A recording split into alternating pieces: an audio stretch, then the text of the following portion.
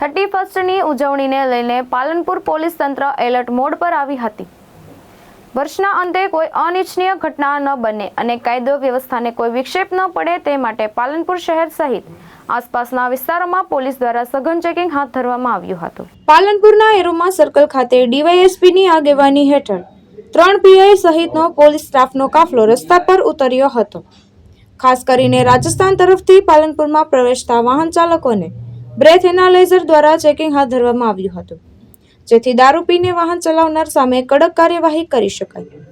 બનાસકાંઠા જિલ્લામાં અત્યાર સુધીમાં 200 જેટલા પ્રોહિબિશનના ગુનાઓ નોંધાઈ ચૂક્યા છે, જે દર્શાવે છે કે પોલીસ દ્વારા દારૂબંધીના કાયદાનો કડક અમલ કરવામાં આવી રહ્યો છે। દારૂ પીધેલા ચાલકોને ઝડપવા માટે પોલીસે ખાસ સ્પેશિયલ ગાડી પણ તૈયાર કરી છે।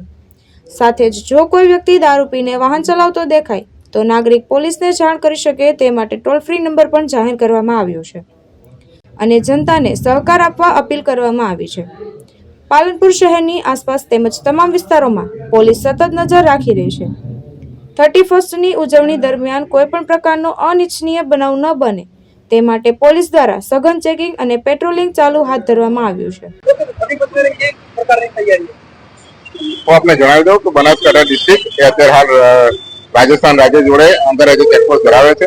આમાં ટોટલ રાજસ્થાન બોર્ડર જોડે બનાસકાંઠાની 7 જેટલી ચેકપોસ્ટો છે અને 30% ધ્યાનમાં રાખીને 3 જેટલી હંગામી ચેકપોસ્ટ હાલમાં ઊભી કરવામાં આવી છે। હું આપને જણાવું કે આ તમામ જે ચેકપોસ્ટો છે ત્યાં પીએસઆઈ કક્ષાના અધિકારી, એસઆરપીની ટીમ અને અમારા બનાસકાંઠા પોલીસની ટીમ એ ડિપ્લોયમેન્ટના આધારે અમે વાહન ચેકિંગ તો કરી જ રહ્યા છે।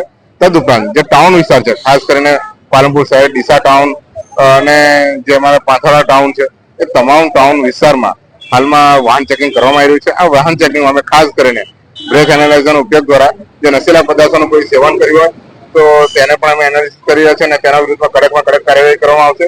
તદુપરાંત આ સમગ્ર વાહન ચેકિંગને અમે બોડી વોર્ન કેમેરા દ્વારા વિડીયોગ્રાફી પણ કરી રહ્યા છીએ અને ગુજરાત સરકાર દ્વારા જે નેત્રમ કેમેરા આપ્યા છે તેના દ્વારા પણ અમે અલગથી મોનિટરિંગ કર્યા છે।